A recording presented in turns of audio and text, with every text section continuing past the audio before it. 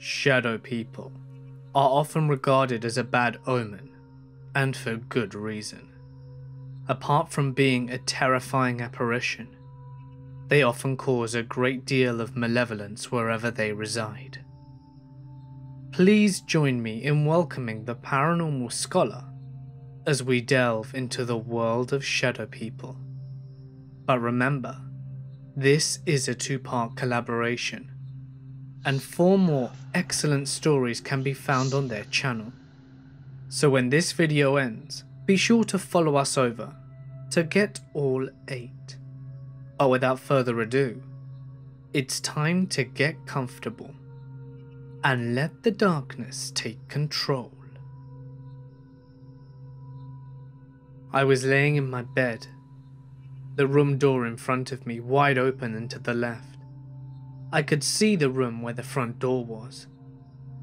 There was an antique cabinet that my father had put lights in that illuminated with a white glow. I started to freak out for no reason and began sweating. I, for some reason, knew shit was about to happen, and I was about to witness something. And about 5 minutes later, laying hot in sweat, I saw it. There was a door in the back of the room, with the front door. A black, outlined humanoid figure walks out, mildly staticky looking. It takes a few steps towards the front door and then stops, does a military-like turn facing me, and at this point I'm freaking the shit out, eyes wide. It walks into my room and stops beside my bed, does one more military turn facing me, and at that point I figured I had nothing to lose. I noped out of my room and ran through the thing, ran upstairs to my parents' bedroom and knocked furiously at the door waiting for them to let me in. My eyes focused on the stairs, making sure that the thing was not following me. Nothing. I slept with my parents for the next few nights. It was one of the scariest things to happen to me as a child. A short time after that encounter, I began to settle down and my thoughts were no longer fearful. I don't usually tell it to a lot of people. The only people who know are the others involved and a handful of friends. It's always haunted us, and although we've tried to find anything out about it, nothing seems to fit. There's some backstory I feel is necessary, but bear with me since it escalated pretty quickly. I live in a small town in central Wisconsin, and it's always been the kind of place where kids would run around in small packs until midnight or later, since your neighbours were typically like extended family. You have to understand first off that we all grew up in the country surrounded by woods. We knew the land, and we knew the wildlife of the area. What we saw was no animal. Like I said, it wasn't uncommon for kids to stay out until 2 or 3 in the morning around my home. It was about that late, and 6 of us, including myself, were still playing ghosts in the graveyard. We were playing in the woodlot behind Becky and Andy's house, and if you're unfamiliar with the game, you hide and then try to reach a safe point without being tagged. I'm a dark-skinned girl with crazy brown hair, so it was always easy for me to hide in the underbrush of the forest since I blended in well. I went over by the fence near the neighbour's property line and hid in the small ditch by the posts. It was pretty isolated, but I could still hear Becky trying to find people in the distance. I was laying there for a good 10 to 15 minutes when I heard the crunching of footsteps a few feet away from me. It was strange, since I was listening carefully for Becky, and I hadn't heard anyone walking anywhere around me before that moment. I figured someone might have been up a tree and jumped down, but when I looked up, it wasn't anyone. There were these 2 humanoid beings, seemingly made of shadow and a lot taller than any person I'd ever met. They had to be around 8 feet, since their heads reached almost past the lower boughs of the pines. They had white faces, with lips but no nose, and their eyes were just dark, like holes, without lids. Even more frightening than their appearance was the fact that they had made no other sounds. Anyone who has lived in a forest before knows that when it's quiet, it's quiet. You hear everything, even your own heartbeat. They didn't breathe. There was no shifting sounds. They were just there. They weren't moving, and being a kid, I still thought these things had to be people. They just stood there, staring at me like they were waiting for me to do something. I was really stupid, and I should have just ran, screaming as soon as I saw them, but I was too scared to move. I remember it vividly, and I got up the courage and asked them, "Hello?" And when that got no response, I repeated myself more timidly. I've gone through a lot of stuff in my life, but I've never been so scared as I was right then. Then there was this moment, like some weird buzz in the air where I just knew they were talking. I can't really explain it, but it's like the feeling you get when two magnets try to touch each other. They were talking. I just didn't know what about. Suddenly, they started fighting with one another. It was synchronized, with both of them reaching and grabbing at each other at the same time. But there was still no sound. It was like someone had muted the television, except for the movement they caused on the ground. I booked it after that.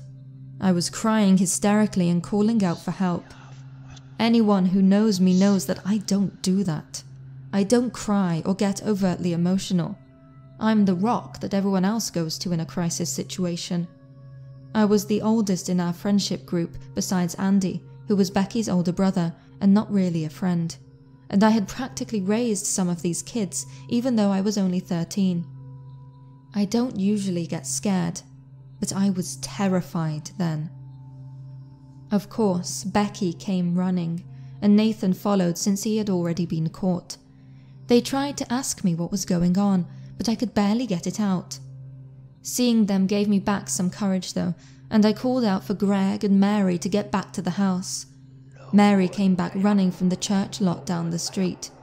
She was crying because she had seen them too, and was shaking. We were grouped up by the back porch when we heard Greg scream. He came out to us, and his arm was scratched and bleeding. He said he didn't know what happened, but something tried to grab him. We ran inside and woke up Andy. Becky locked all the doors, and although I felt a bit better inside, I was still freaking out since these kids were still in danger. Of course, Andy and Nathan weren't all that quick to believe us. Andy because he was skeptical, and Nathan because he was scared. Like Becky though, Andy took it more seriously when he saw how shaken up I was. Like I said, I'm not the one to get shaken up. The gun case was locked since Becky and Andy's parents were out of town, but they both played baseball and grabbed their bats. I didn't want to go back out there, but Andy said I needed to show him where they were. Becky went with me and stayed behind as I walked them back to the fence, but they had disappeared. It was a relief, but when we got back inside and looked outside the windows, we could see more of them staring at us from the edge of the woods. Their white faces were bright in the dark. All of us just huddled up in the living room, terrified. We were there for a couple of hours, and Mary kept trying to get me to take her home. She was still crying and worked up, and although I wanted to get her home, she was about a mile away and would have to go on foot. It was getting close to 4 a.m. though, and my mother called, screaming at me to get home before hanging up. I remember we went to the garage together and just looked out. We didn't see them, but none of us were certain that meant that they weren't there. Nathan and Greg were the closest besides me. They both booked it, and I could see Greg make it to his driveway in the distance. It was lighter out, and I had somewhat recovered. I told Becky to go back inside, and made the executive decision to walk Mary home. Andy and Becky didn't want to let us go, but I was older and felt responsible for her. Andy made me take his bat though. We both ended up running for a while, but I wasn't the fastest person to begin with, and she was exhausted. It took us a good 20 minutes to get back to her apartment. We got there, and then I walked back alone without incident.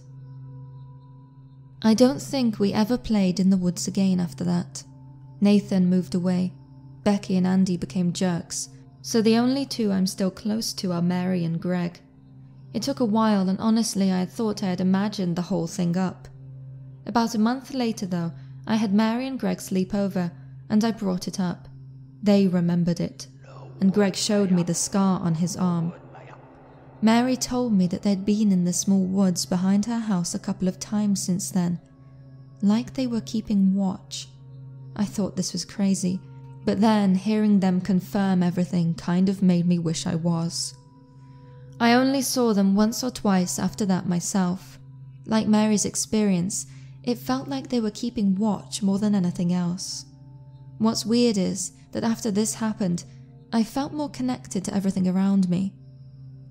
I thought ESP, ghosts and all of that stuff was just people being scared, sick or insane.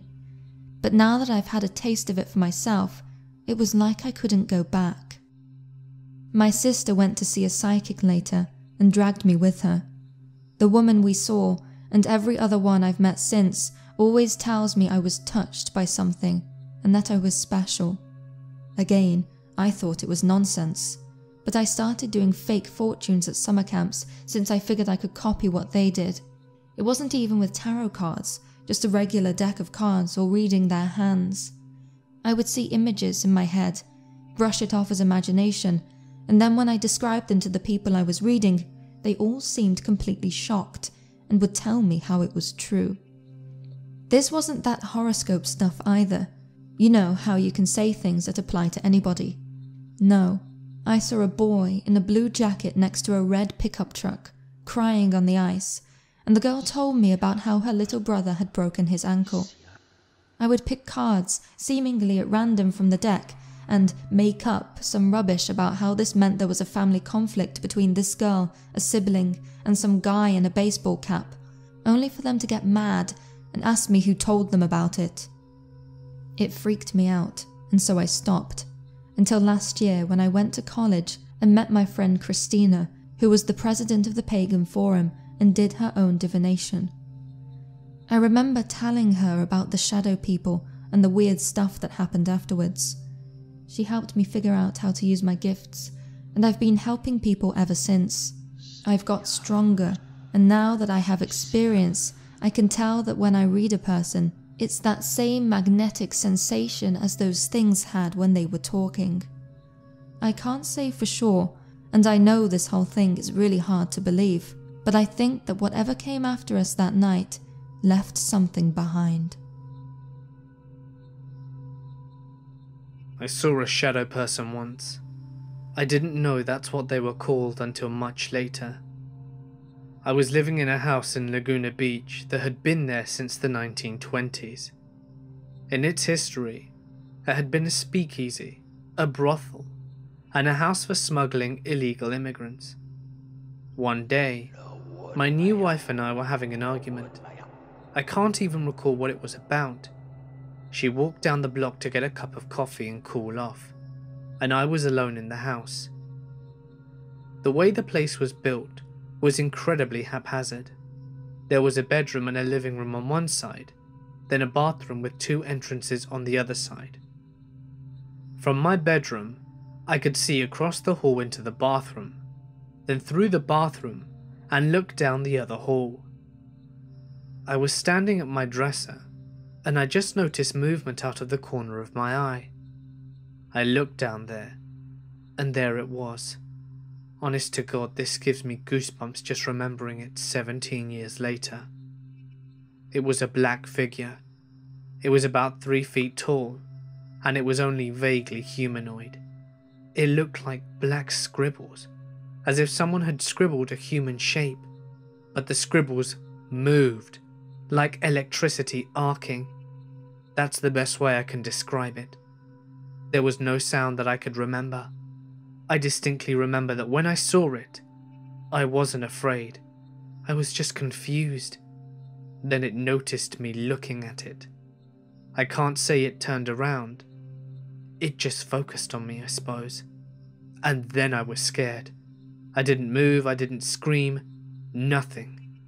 I was just frozen, because at that moment it came at me.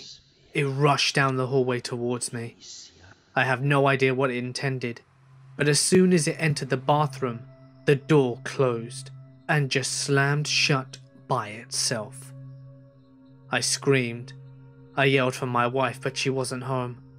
I went outside into the daylight and didn't go back in until she got home about 10 minutes later. I don't believe in ghosts. I don't believe I saw something supernatural, but I know I saw something. I just don't know what that something was. I've always had abilities. As a child, the dead would speak to me. I witnessed frightening entities and was physically affected by them.